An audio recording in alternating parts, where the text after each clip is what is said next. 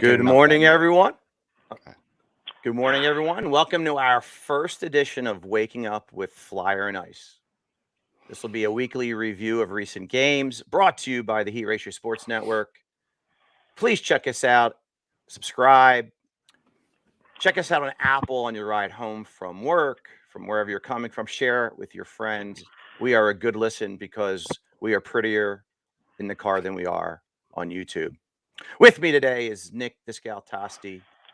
Mr. Smooth and Mr. Nuts couldn't make it today, so we have the great Frankie the Beer James, a Philadelphia Flyers writer for Nitty Gritty.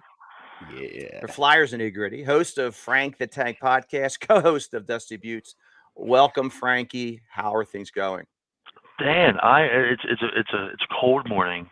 It actually feels a little cold in this room, but the good thing is it's going to be hot in here. So thanks again for having me be part of this. So this is your first time. This is like your first segment for this little spiel that you guys got on in the early morning. Yeah, we have to give credit to Nick the Scout. He's like, let's do a week in review show, and I think a Sunday morning segment is good before the football games kick off, and I guess we all get up early enough to do it. Damn right we do. Couldn't agree more. Nick, pleasure to meet you. Dan, always good seeing you, my friend. Thanks for having me be part of the show again as a guest. Anytime. Jesse, welcome. Checking in. Good morning. Nick the Scout and Dan the Man. You got to check out Jesse Flyers Alley Pod. He is the captain of the Old City Sports Network ship. The Admiral. Good morning, Jesse. Jesse. Oh, yeah. We got some big things coming up today, if you don't mind. Jesse and the crew of Flyers Alley are heading over to Iceworks in Aston, PA to do a live show. I actually played a little junior Flyers there, so it's been a long time since I've been there. They are doing a live show at Iceworks. I'll be there. This is also where we're going to have the event at on December 4th for a good friend of ours, Jake Long, who's a co-host on Flyers Alley. His father was recently diagnosed with esophageal cancer. We're throwing a big event. Obviously, Dan, appreciate you letting me plug that as well. So we're going to be over at Iceworks tonight. Should be a good time. But yeah, really looking forward to that tonight. I'm just going to the spectator though. I'm Flyers Alley. I'm Frank the Tank, but gotta go show support for the crew. No, absolutely. And I was actually going to bring that up, so you beat me to it. I will be there. I will be there attending. To me, we're all podcasting brethren. I do not look at this as a competition whatsoever. We network with each other. We're friends with each other. I love this concept. To me, it's networking and friendship. It's not competition. And if I'm wrong, I apologize to the people that are cutthroat out there, because I am not. Never wrong at all, man. What you're saying? What you're saying? We all have to eat. We all eat at the same table. All right, let's get down to business. So this is Waking Up with Flyer and Ice, a week in review. So I'll start with you, our guest, Frankie James. Thoughts on what I deem an interesting 4-game stretch, almost a roller coaster, as it were. Yeah, I mean, it definitely was. Starting off with 4-game stretch. I was starting off with Toronto. You and I had talked about the Caps. I'll tell you, that was a phenomenal game. We can just a little touch on that a little bit. The most impressive thing about that Caps game was that third line. That third line was probably the strongest I've seen them play all season. Now, not necessarily putting up the points as you want to see, but Brassard had a good goal. But Linbaum played really well, and it's going to go right into me saying the exact opposite. Frank. You're glitching a little bit. Oh, we don't want to glitch now. We don't want to glitch. Sorry about that. That's all right. But that was a big Caps win, and then you come with Toronto. And when I had talked to Dan last, I thought that would maybe like an overtime loss, tough loss. That was not a good game at all. You come out, you look absolutely flat. Flat, and it's going to say you get these big wins, and then Carolina, you get a huge win against Carolina, and then you come out and you play Dallas, and you don't look well. You have to build off the momentum. The team is good enough to where they could win 5, 6 in a row, and within the Metropolitan Division, you're going to have those stretches where you win 5, 6 games in a row. Now, going back to last night, you see Kevin Hayes back in the lineup, great thing. Ryan Ellis back in the lineup, great thing. But I have to say, I think it definitely did affect the team chemistry a little bit. Kevin Hayes hasn't played at all.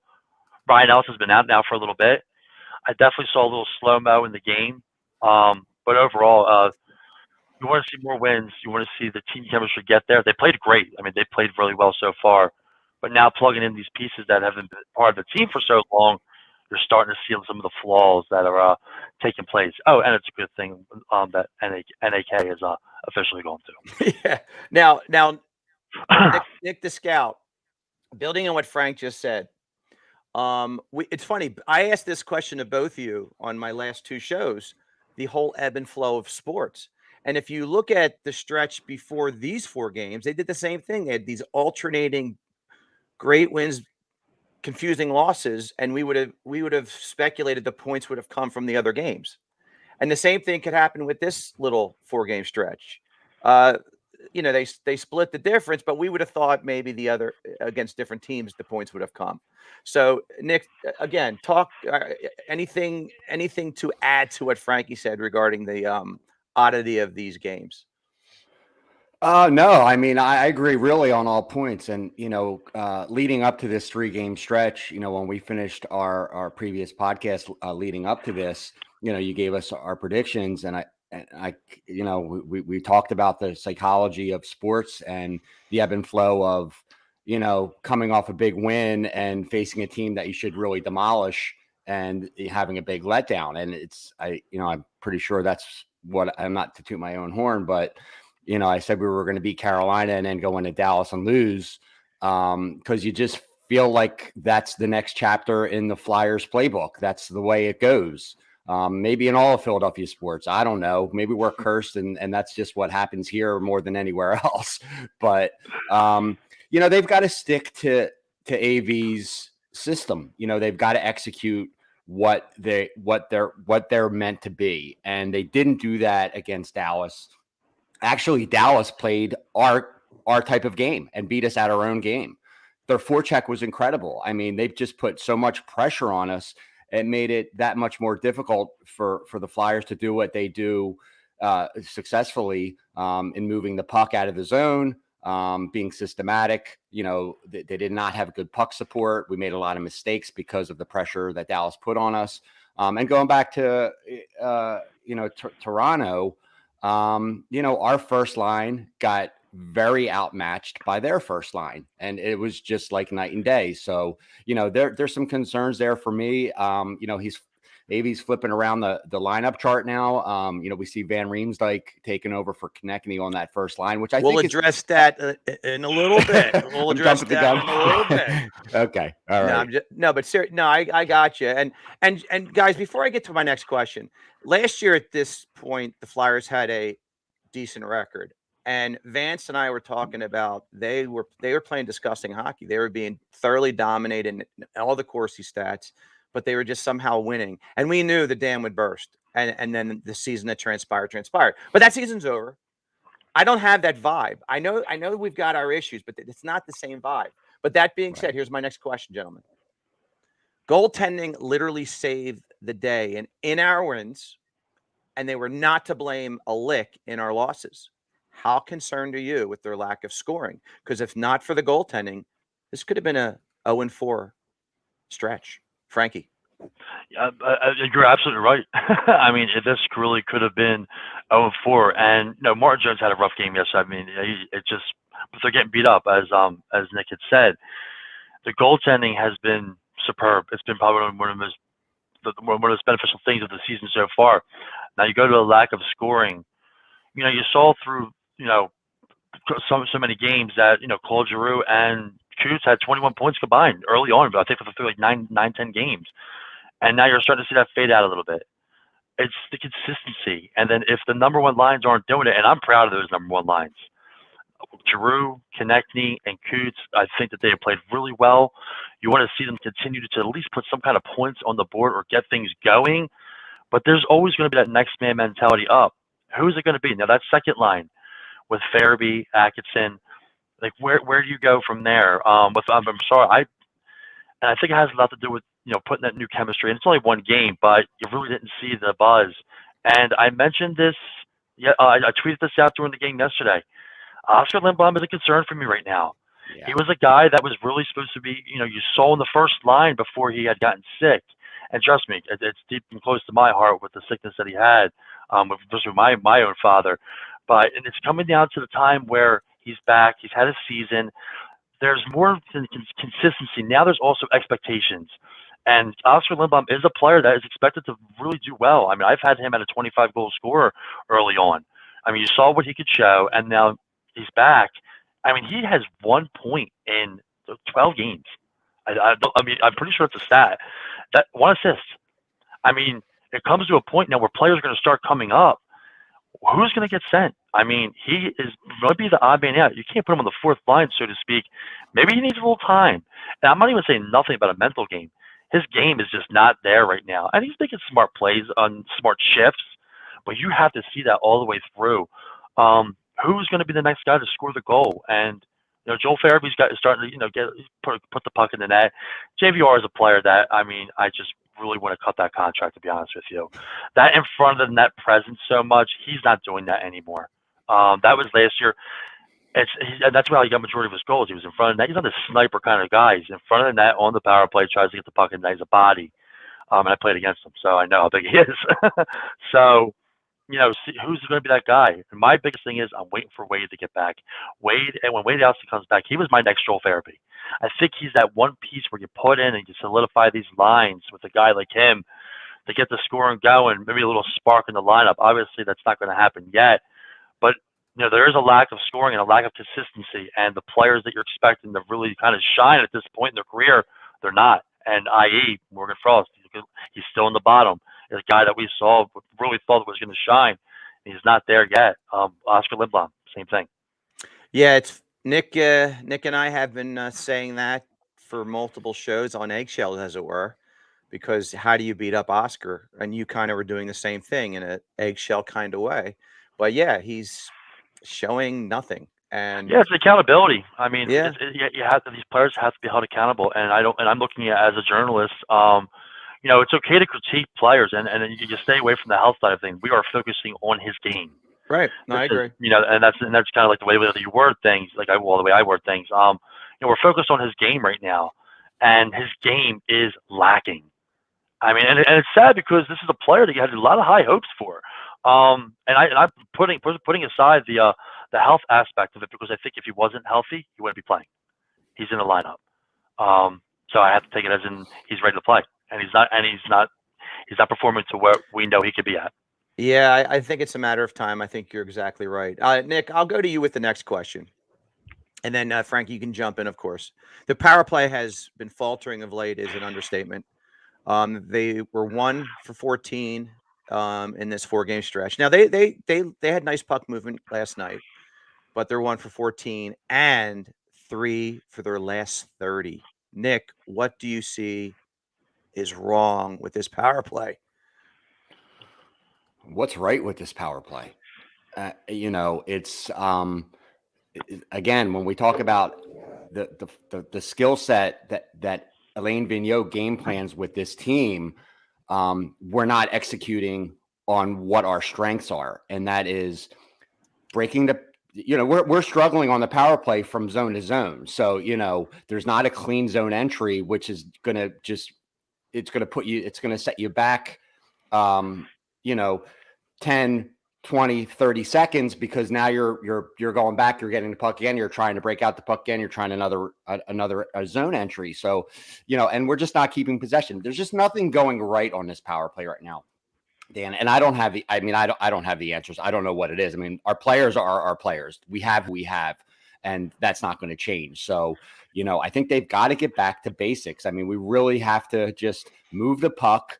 I'd like to see more D-to-D passing, and just kind of more perimeter play, and then maybe see our defensemen walk, find a gap and walk it in, and then kind of create some plays down low in the slot. But, and getting around the net, because we've got to score goals. The closer we get to the net, the more action we have in front of the goaltender, the better off we're going to be, and the more productive we're going to be. And right now it's just a lot of shooting from the point. It's, dumping and chasing on a power play, which really is not smart, because we're not fit. The defensemen are beating us to our own forecheck. And, I just want to see more basic play out of them, more D-to-D passing, more, we have capable defensemen that can walk it in and create some opportunities in front of the net. So in my opinion, that's what I would like to see.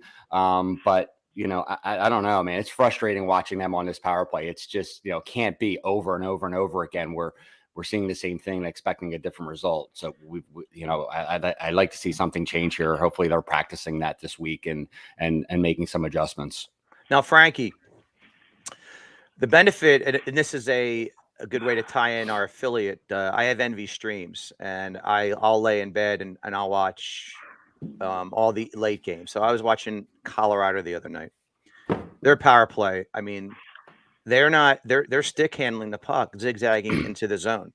We don't have people with hands and speed that can get into the zone. So we rely on the dump and chase, win the puck battle, get it to the point, and then that's where Nick just referenced. Now get bodies to the net after you make some crisp passing. But it's an alarming difference when you see teams with elite skill, tic-tac-toe the whole time on the power play. But beyond that, Frankie, you discussed when we were out the other night, you just do not like the personnel in the two units. Discuss that, please. Nick, great points. You're extremely accurate with what you said. They don't have the speed. We don't have that to where you could just kind of dump in. It's just not. We could put it all around the boards. Goes to the defenseman all the way over. Goes down. Goes around. Just too much play. Just too much passing, and they're still shooting the puck, whether it be on or off. This is my biggest thing. And if you guys see my Twitter, the power play is awful. It's awful. It's been awful for years. And I'm telling you right now, I've talked to people from Vancouver, a good friend of mine, co-host of the Dusty Buttes, Josh Cole. He is in Ottawa. He's a Vancouver Canucks fan. He had AV. He likes AV more than I do in the power play aspect. I've spoken to Rangers fans. AV's the system with the power play, the special teams is just not. It just doesn't work. Now, my biggest issue I've had, and I have went to battle so much. Why is Cam Atkinson on the first line with this power play unit? I mean, granted, you want to get playing time. Now you're just transitioning players in a spot where they don't need to be, which was ultimately the biggest issue. You have the pieces, put them in the right spot. Giroux needs to fire that puck from that circle. He does not need to be at the point, passing the puck. Sure, he's a playmaker, but get him in his unit. Get him where he belongs. You had TK in front of the net. TK's 5'6". Not literally, but he's not the body that should be in the front. Sure, he's gritty, but he's not that guy in the front. You had Kuz right in front of him in the slot. You had Provorov and Giroux on the side. Like, it just didn't make any sense. And it was like going back to the power play last year where you would have, first of all, evidently the first line, you'd have Voracek on one side, Giroux on the other, two playmakers. Where's the shooter? Who is shooting the puck? If Kuch is a shooter, don't necessarily have him in front of the net, but he's also that body that you need in front of the net. This power play does not have the right spots yet, which ultimately it was my point that they should have brought in one more shooter for that first line power play unit. I'm on record saying TK's having a good year. Really happy the way he's playing. I would have packaged him out of here for Tarasenko.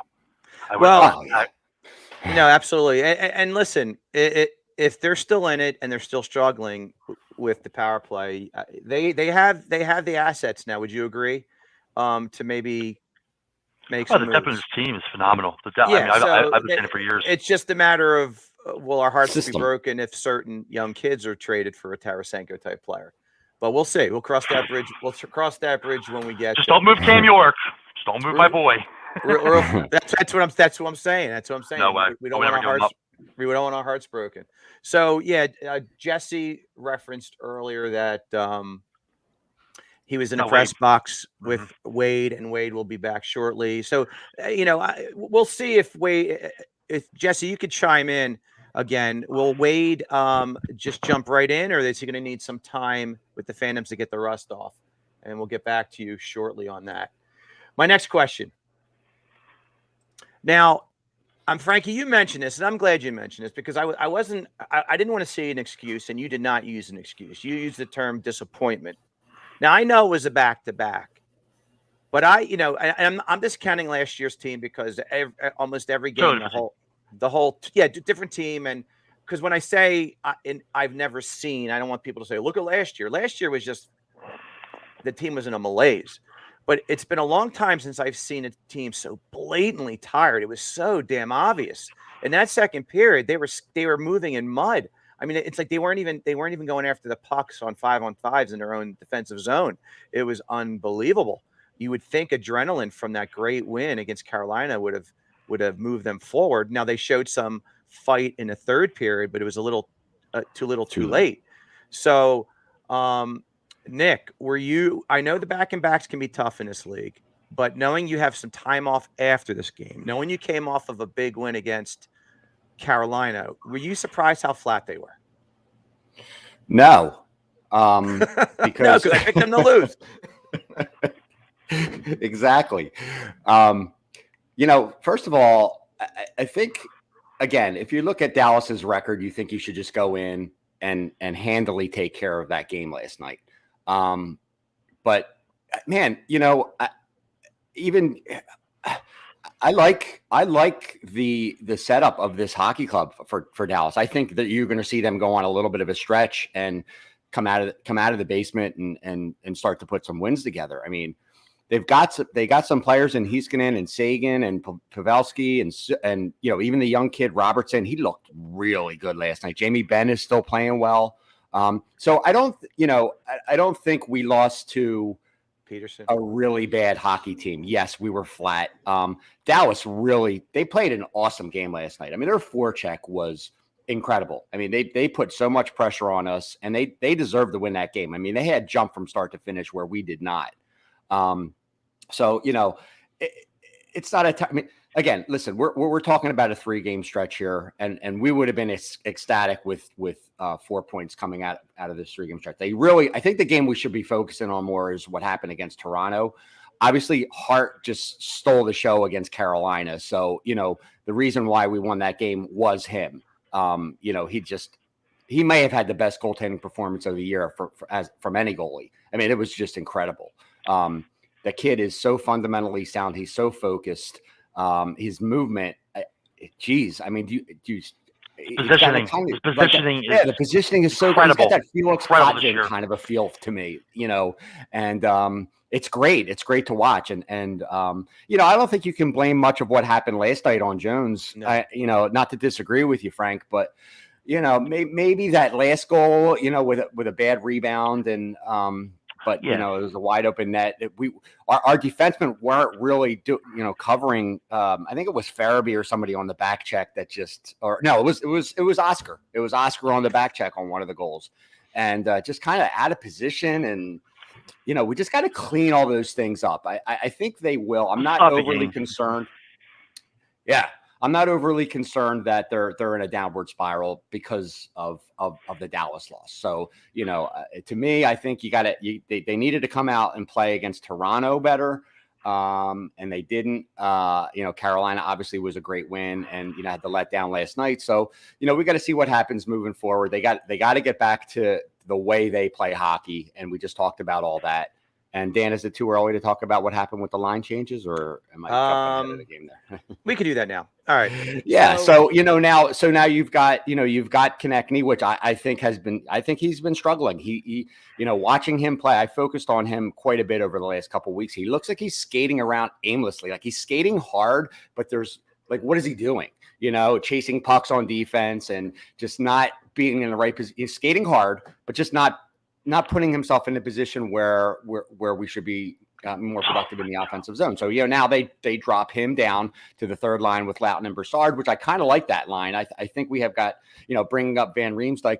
And the thing with Van Riemsdyk too, and I agree with a lot of your points, Frank, but he's a simple player. Okay. He's going to make crisp passes, tape to tape, be in position, be somewhat responsible defensively, and have some front of the net presence. So, I don't mind that for now. Maybe, over the next couple of weeks, we'll see this Giroux, Couturier, Van Riemsdyk line stay where it is. And then you've got, Hayes coming back into play on C2 with Atkinson and Farabee on the wings. That line should be pretty productive, I think. And I love our third line. I mean, you guys know I'm a Lawton guy. Now have him playing with Brassard and Konechny. Let's see what happens there. I think that might be good. It's the fastest line for sure. Yeah, and Oscar has been moved down to the fourth line now, which I think we all are definitely in agreement on that. And, defensively, you've got Ellis playing on the third pair now with Yandel. Yandel's been mistake city as of late. But the one positive thing I will say defensively is I thought, Sanheim is in there for what he's in there for. He's in there for his offensive ability. And, as much as he Hold deserved on, Frank, it. We'll get to you. As much as we've deserved the bashing of Sanheim, I think we did deserve it. And Dan, you and I have talked about Braun versus Sanheim and, Sealer. We've been on Sanheim. Yeah. Sealer and Sanheim. Right. Absolutely two different ends of the spectrum when you talk about defensive players. So, I thought Sanheim had a pretty good game last night, and I thought Risto had a good game last night. Other than that, I think, our defensemen need to kind of step it up. We need to stop shooting at the point into people, get the puck low, get the puck into the slot, and make some activity happen in front of the net. And that's how this team is going to score goals. Yeah. Now, Frank, I'll transition to you. I get the third line prowess, but I do not like JVR up top. And they're putting I don't know. They're putting Atkinson with Hayes because of the friendship and obviously talent too. So Chemistry, the machinations can be changed and probably will be changed. I guess this is just like, let's see what it looks like. And I think Ellis was put on the third pair just because it's his first game back in forever. But yet I think he led the team in minutes regardless. But, I'll let you and listen, we all have to eat a little crow despite the fact I'm not changing my stance. I still well, from this perspective, I contend Sealer should be in the lineup and Sanheim should not. But he did play a great game last night. That cannot be denied. But we didn't have that crystal ball. We had the eye test leading up to the health of Ellis and Hayes coming back last night. And I would, I don't care what people say. I thought Sealer deserved that spot over Sanheim based on play. And they're never going to take Yandel out because of the game streak right now. So, Frank, it's your time. All right, here we go. So I'll just take a few seconds and I'm just going to kind of go through these lines. Claude Giroux, Sean Couturier, JVR. JVR, isn't produced enough to be on that first line. What are you looking to get JVR on that first line? Who's Claude Giroux going to pass to the shoot? Sean Couturier. I want to see Cam Atkinson on that first line. Just try it out. Give Claude Giroux that shooter. Give Claude Giroux that shoot first guy. Let's see what happens. Not on the power play. Let's see 5-on-5. Kevin Hayes, Joel Farabee, Cam Atkinson. Obviously, that's what we see. I wouldn't mind necessarily having TK on that second line and then putting JVR down with Brassard, Lawton, and JVR. Exactly.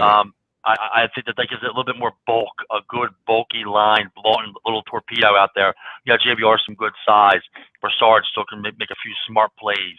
Left fourth line, love Zach. Dan, when we were together, I got the quote from you, then the article that we wrote for Blue Report.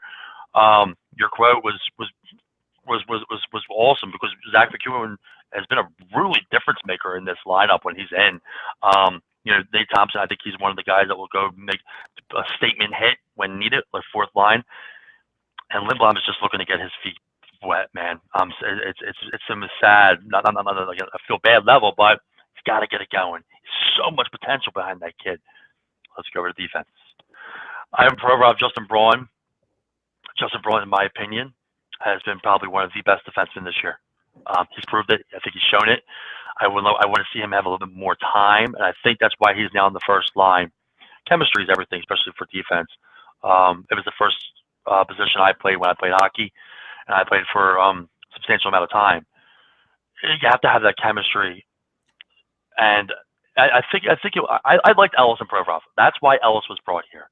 Ellis was brought here to escalate Ivan Provorov's game, slow it down a little bit.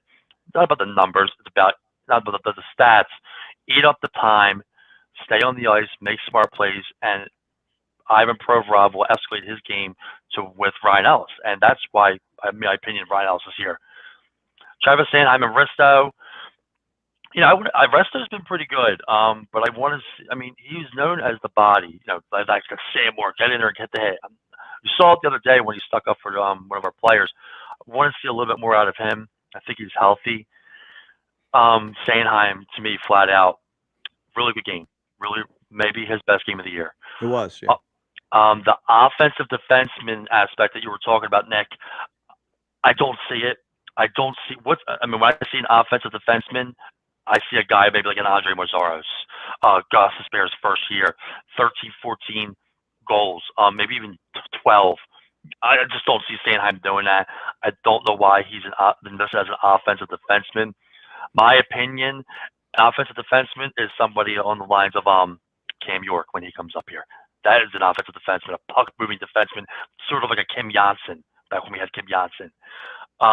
Keith Yandel. Yeah, he's not a puck-moving defenseman at all, but he is one that likes to join the rush, be around the net, make kind of being that tic-tac-toe passing kind of thing. But you're absolutely right. I mean, as far as like taking it end to end, that's not what we're going to see out of him, like we do kind of with Provorov or we did with Ghost, obviously, and we will see with York. But you're right about that.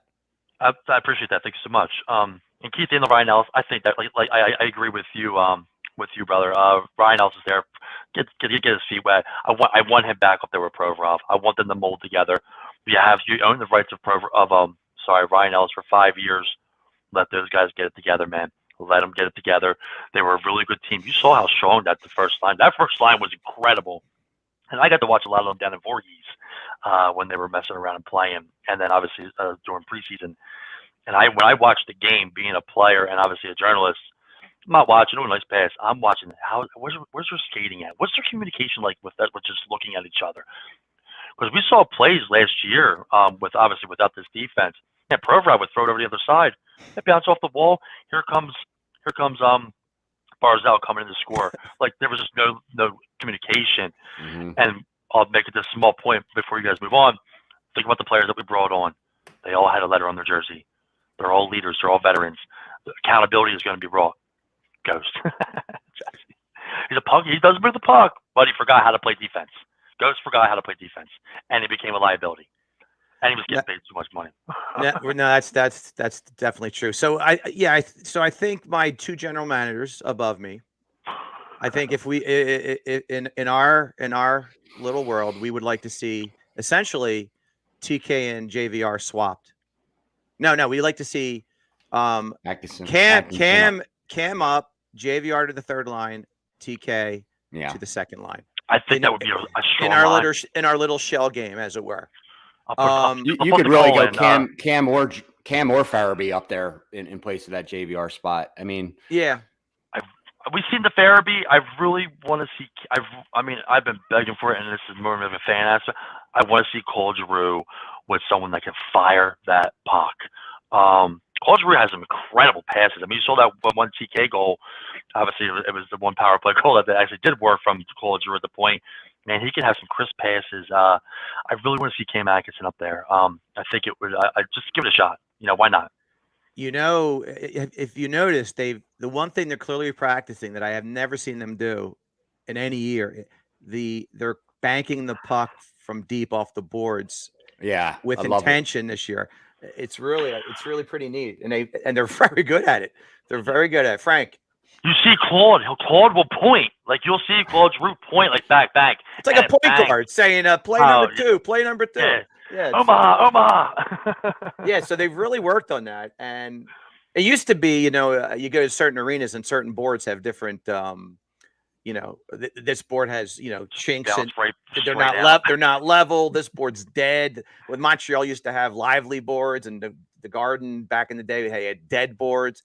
So it's funny how it's like it doesn't matter. We're playing ricochets. So how about the goal in the Carolina game? There's that specific point with Lawton firing it, and I mean that was just an incredible play. He did that at center ice. He might have been at center ice when he did that on the Farabee goal, right? That was beautiful. And Farabee got that carom and just that was an incredible goal. Yeah, just a little wrister 5-hole. I mean, that was a great play, and you have to be smart. I mean, in hockey, you have to use the boards. You have to use the sideboards. You have to, we need more creativity, and the boards helps with that, especially when you're lacking in a skill set that we're seeing on this team right now. You've got to compensate more by system and smarts, hockey IQ, and those kinds of things, rather than relying on a guy that can just dangle through 4 people.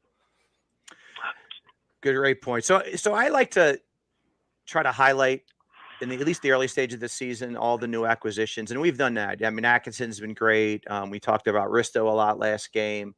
Brassard has been a nice addition. And we've mentioned Zach McEwen as far as a fourth line guy that's been very defensively responsible. For me, and probably for you guys, I just like having that tough guy with a skill set and responsibility for his position in the lineup. And he locked in his spot by scoring a very important goal. And he had one taken away last night that should have counted. Mm-hmm. So, I want to talk about this unheralded pickup that many fans probably didn't even realize in Zach McEwen. Frankie, talk to me about how a Zach McEwen type player is very important for this team. The more you see him play, the more of an underrated pickup this was. I mean, and you're in a metropolitan division where there are the top 2 toughest guys in the league, in Reeves and Wilson. Yeah, Jesse loves him. That's like his number 1 fan. Jesse, we're in agreement, buddy. And you see, obviously Wilson and Reeves are in a little bit different category, but you have to have somebody that's gonna drop him, and that's another reason why I like Sealer. Listen. There's nothing but the Broad Street Bullies. I rarely ever never say that anymore. Different era, different hockey. But you have to have players that are going to stick up. He's quick. He's obviously going to get out there and drop the gloves when need be. But we saw this year so far, this team is like sticking up for each other, and I haven't seen it in probably about 3-4 years. And with guys with like Zach, you throw him in there. Somebody goes after our Catherine, somebody goes after TK. You know who's coming after you. He's one of those guys that's a fiery rocket out there, and he can contribute offensively. I mean, he's not just a guy that's going to drop the like a Steve Downey or Carcillo, just throw over Ronaldo. He doesn't really care about the offensive aspect of the game. Go in there, get the big body, crash them, and then get off the board and really get the big fight. He's going out there, he's making a big hit, but he's also going to try and transition it and make a offensive play, which I think is incredible, especially for a fourth line guy. And Nick, to Frankie's point, we've discussed countless times that the Broad Street Bully days are over. I totally get that. We're not looking for 3 fights a game and the occasional bench killing brawl, but we do have the Capitals, the Islanders, and the Rangers, all with crazy tough guys that are nuts at times that run around the ice. And you need a guy besides Risto on the ice to add some semblance of, no, not tonight, gentlemen. So that's why I like McEwen, and because his play is responsible, we have no problem keeping him in the lineup. Would you agree with that? Yeah, I mean he's a reliable forward, and that's what you want on your fourth line. A guy that's not going to make mistakes defensively, and also has the potential and the skill set to be offensive and possibly produce. At any given time. But from the physicality standpoint, yes, I mean, that's huge. So, you think about if you're a team like last year and where we didn't have this level of presence with physicality, what happens is when you play teams that are physical, you just, they're going to dictate the level of play. Like you're just not checking as much because you're worried about the retaliation. You're not playing hard and physical on the forecheck. Now, forget about like defending your players. It just changes the whole aspect. You have that much more confidence to do what you need to do from a physicality standpoint against a team that is going to be physical coming back. So you could match that. And McEwen and Thompson and Brassard, those guys are doing that. And I'm anxious to see what happens when Allison comes back, where exactly this is all going to fit in. And, does Brassard move down? Do you take him off that third line and really just have, a tough, physical, responsible, reliable fourth line in Thompson, McEwen, and Brassard, dropping Oscar out of the picture there and moving up Allison to that third line. Yeah. I don't know. I mean, I like having two lines that have some physicality to it. With Brassard on the third line and McEwen and Thompson on that fourth line, but we'll see. But as far as McEwen goes, I think him and Seal are the two signings that nobody expected to be, put us in the position that they have as far as how responsible their play is. How responsible their play has been through this, this first month and a half. Thank you. Want to read Jesse. That comment? Yeah, I'll let the viewers read it, and those listening on Apple Podcasts just take a guess. There we go. I do want to comment on kind of a little bit what we were saying, and this is actually something that Jesse and I had talked about actually way before when I was actually formerly with the previous podcast that I was with before I joined Old City Sports Network. I was getting ready to go to rookie camp, and actually it was right. I just got back actually the next day. Jesse and I did a morning show, and Wade Allison had just gotten hurt, and we started talking, with the depth of the team, and we're seeing it now. It's actually unfolding. What Jesse and I had said, the competitive spots. Wade Allison is going to come back, and he might be battling for a spot. Everybody's playing pretty strong and pretty well right now, besides a few players that we mentioned. But guys like McEwen, Thompson, Brassard, like that, I actually really like that line, believe it or not. It gives a good sturdiness and good support, I think. But when Wade comes back, it's not just play, plug in, get in that second line. Hey, get this. I mean, you have to earn it a little bit. Obviously, you'll see some time down AHL, but this team, everybody's playing their grounds. Besides, and I'm just going to discontinue like Oscar because we know he's struggling right now. But the guys that like maybe would be in and out of the lineup. Wade's going to spend time down there, but when he comes back, you better ready to compete, though, Wade Allison. No, I agree, but I can't wait for him to come back, by the way, because I love him. I lean towards what Nick is thinking, and I do think that'll happen. I think Brassard goes to the fourth line and joins Thompson and McEwen, and I think eventually Allison will take the third line spot from Brassard, and Oscar will sit. Yeah, Nick, I like that. The more I'm thinking about it, I believe it or not, man, I think that's a strong. It really is strong line. That fourth line, that's the epitome of depth. Imagine that line on the Cizikas, Martin, Clutterbuck line. I mean, I think that's a really good line. We'll have to call the coach. We'll have to get you out there with me, brother. All right. So pick up that power play too. Yeah. All right, gentlemen, we have two more topics left, and then we have to sign off because we have Sports Skillet. Check them out 11 o'clock coming on right after us. What do you see as a team's strengths and weaknesses, and does one heavily outweigh the other moving forward? Strengths and listen, goaltending right now is a strength, and I am not going to take crap from anybody for saying goaltending is a strength.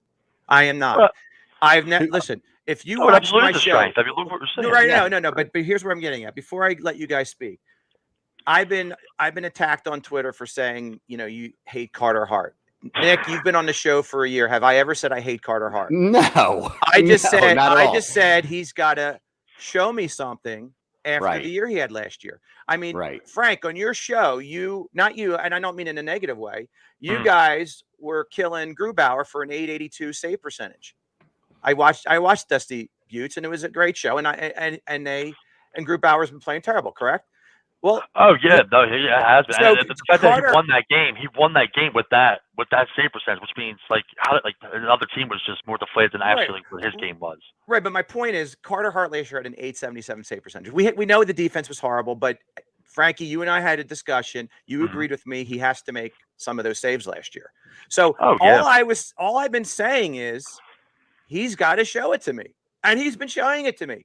And I don't think it's illegal for me to acknowledge a guy that's showing me something. Exactly. I told people from day one, I want to eat crow with this kid. I want him to do well because I am a sick Flyers fan, and the kid is a sweetheart of a kid. He's a young man. He's a good soul, you could tell. So I want him to do well. He is doing well, and let's pray he does it for a nice stretch for the rest of the season. But, listen, the Flyers felt the same way I did because they did not offer him the same contract they initially did. Just saying.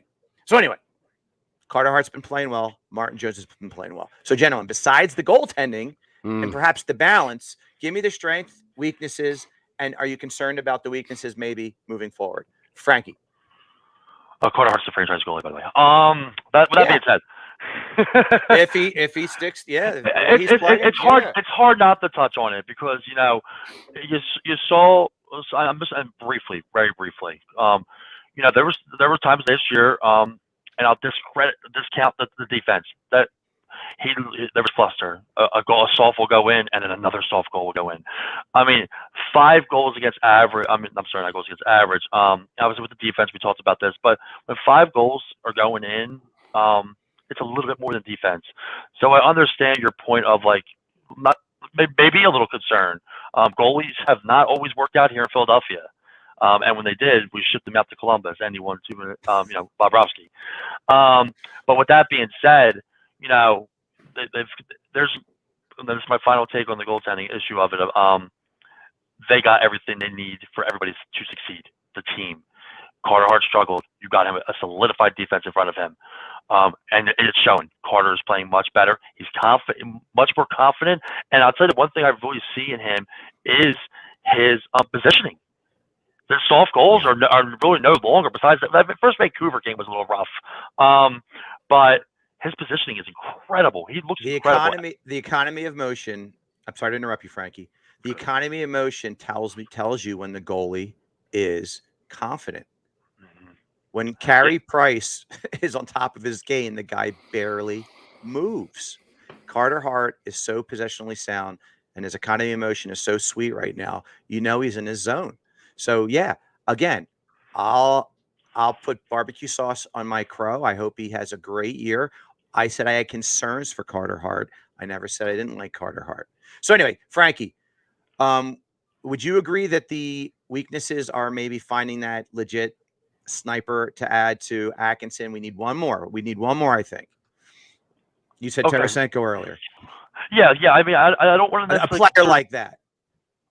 I don't want to say it's a weakness. I think that it's something that I would have liked them to see them do. I think, here's the weakness of the weakness of this team right now. And if you're looking at like bringing a player, I'm not necessarily looking at that. The weakness of this team is the power play. Yeah, it is the biggest flaw of this team. It's you can't go 0 for 5 3 games in a row. 1 for 14. That is not good. That separates the boys from the men, the champs from a second round exit on a flat game 7. I'm going back because that's how far we can go back of how bad this power play has been. It's been awful. That is the biggest weakness. I mean, it's awful. I feel like I've read the same crap all the time because it's always one of my takeaways. 0 for 5 again. 0 for 5 again. I'm going to write a dear letter. My next article is going to be a dear letter. Dear coaching staff, what is going on here? Biggest strength. Do you want to say his weakness? I'm sorry, Dan. No, yeah, you could do your strength. I mean, again, I'm trying to rush us along a little bit. I got you. I'm keeping track. That's all right. So, I mean, to me, the balance of the team is our strength. The goaltending obviously is our strength right now. Right. And yeah, I was going to say power play, and our penalty kill has been very good because we've made, Agreed. The mantra is always stay out of the box, but our penalty play, I mean, listen, when you kill like 7 power plays against the Florida Panthers and one's a shorty, you're doing it's going to get better. Kevin Hayes is absolutely. And Cam Atkinson, one of the reasons why I brought him in, he was so much more defensively better than Voracek. And I believe other than last night's game and the Vancouver game, they destroy teams on faceoffs. So they're really good. Incredible face-offs. And that to me is huge because that there's puck control right off the jump. So I love the fact that they're a great face-off team. So now I'll jump to you, Nick the Scout. Do you basically agree with both of us, the strengths and weaknesses, or do you have anything to add? Yeah, I mean, I think the three strengths, how can you dispute that? It's goaltending, it's penalty kill, and it's faceoffs. That's what it is. That's what the heart of this team is right now. And that's what they're doing well. So they've got to continue to do those things. And again, I mean, how many times can you say it? The weaknesses come from the offensive side of the puck, and that is the power play. Now, I think that has to be fixed with coaching. So, because this team is what it is. So you've got to create a system when you're on the power play that is conducive to the players that you have on the ice. We don't have speedy players. We don't have players that have the ability to dangle through defensemen. So we've got to move the puck. We've got to be D to D. We've got to, we've got to find gaps and breakdowns. But we've got to have the opposing team. We've got to put ourselves in a position to have the opposing team collapse on their penalty kill.